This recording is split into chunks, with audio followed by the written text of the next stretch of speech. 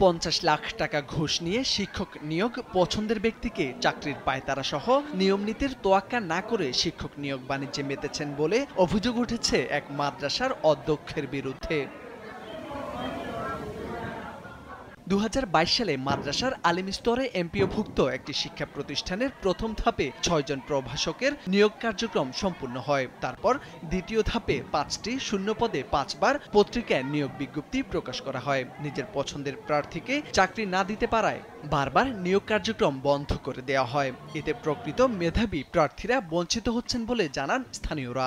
Jamuna air conditioner, simplify cooling.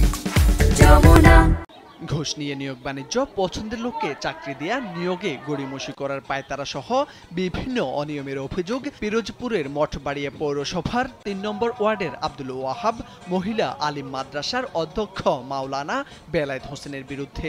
এসব অভিযোগের ভিত্তিতে মাদ্রাসা শিক্ষা অধিদপ্তরের উপপরিচালক ও উপজেলা নির্বাহী কর্মকর্তার কাছে এ বিষয়ে লিখিত অভিযোগ দিয়েছেন আবুল কালাম নামের এক স্থানীয় নাগরিক।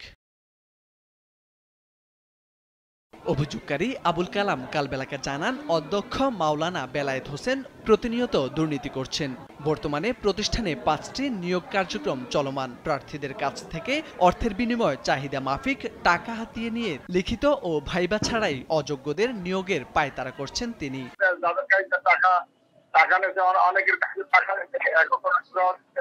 নিয়োগ বাণিজ্যের জন্য কমিটি একেবারে 18 বছর যাবত একজনকে সভাপতি করছেন।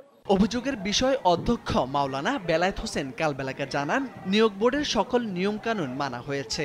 প্রতিষ্ঠানের মান ক্ষুণ্ণ করার লক্ষ্যে একটি মহল তার বিরুদ্ধে বিভিন্ন দপ্তরে লিখিত অভিযোগ দিয়েছেন। এর সাথে তার সংশ্লিষ্টতা নেই। পত্রিকায় যে নিয়োগ বাণিজ্যের কথা উঠছে এগুলো সম্পূর্ণ ভিত্তিহীন এবং অযৌক্তিক। যেহেতু নিয়োগ কমিটি, ম্যানেজিং কমিটি, গভর্নিং বডির সিদ্ধান্তের বাইরে নিয়োগ দেওয়া যায় না। তাছাড়া এই নিয়োগ সম্পূর্ণ বিজ্ঞপ্তি হয়েছে সভাপতির বরাবরে এবং আবেদন করছে। সব প্রার্থী আমি চিনিও না, আর তাদেরকে আমার সাথে যোগাযোগও নাই। মাদ্রাসাটির সভাপতি হেমায়েত উদ্দিন জানান, বিষয়টি তার নজরে এসেছে, খতিয়ে দেখে ব্যবস্থা নেবেন।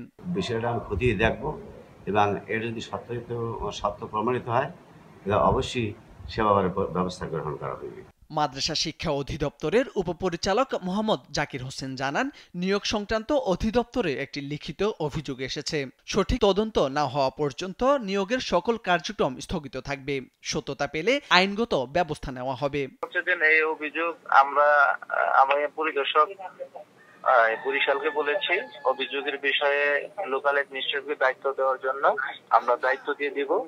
আর যদি অভিযুক্ত আপনার যে প্রিন্সিপালের কথা বলুন যে নিয়োগ বাণিজ্য হয়েছে,